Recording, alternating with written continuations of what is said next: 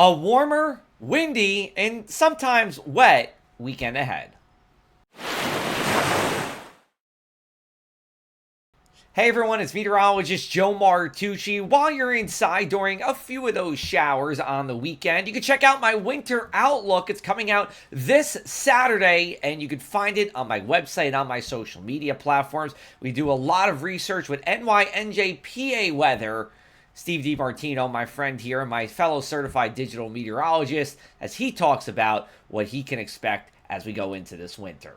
All right, let's take a look at our Friday morning lows because it was very different depending on where you were. I mean, we were in the 50s in Wildwood, and we even had mid 40s in West Cape May and Atlantic City. But look at this inland, 23 in Berkeley Township in the Pinelands and Ocean County, 26 in Monmouth County and Howell, and 29 in Woodbine. Big differences there. And if you go to my social media pages, I talk about why we saw the temperatures that we saw all throughout the state because there are a lot of different variations there. It just shows how unique our climate is.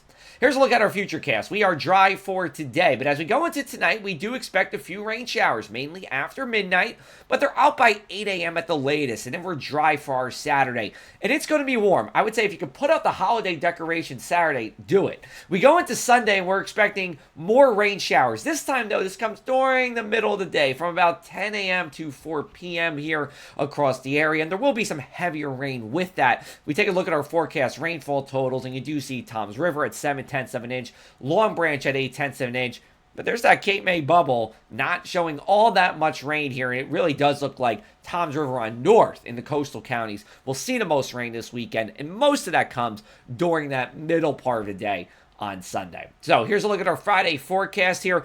Big differences to start out this morning with our temperatures, but we do even it out to around 60 degrees for a high. It gets windy as the day goes on with winds out of the southeast, and it gets cloudier as the day goes on as well. For our Friday night, it's dry for your evening, but it still will be breezy, and then eventually the winds actually weaken as the rain comes in after midnight.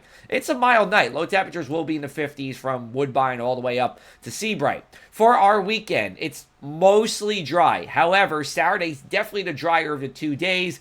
Don't worry about that high temperature on Saturday. Show your kids, show your grandkids. They'll explain what that 67 means there. And then we go into Sunday, and we have showers from 10 a.m. to 3 p.m., maybe even as late as 4 p.m. during the day. Over at the beach towns, it's fairly similar here. Not a big difference between inland and the shore when it comes to temperatures this weekend. Here comes winter as we go into early next week. A bitter blast of cold air. Temperatures 10, 15 degrees below average. What does it mean? Well, how about a 46 for our high on Veterans Day, Tuesday?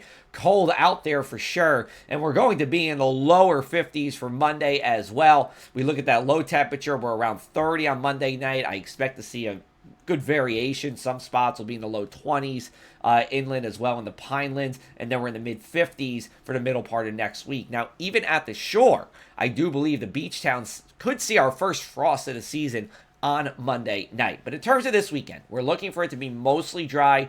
Definitely, though, Saturday, the drier of the 2 weekend days.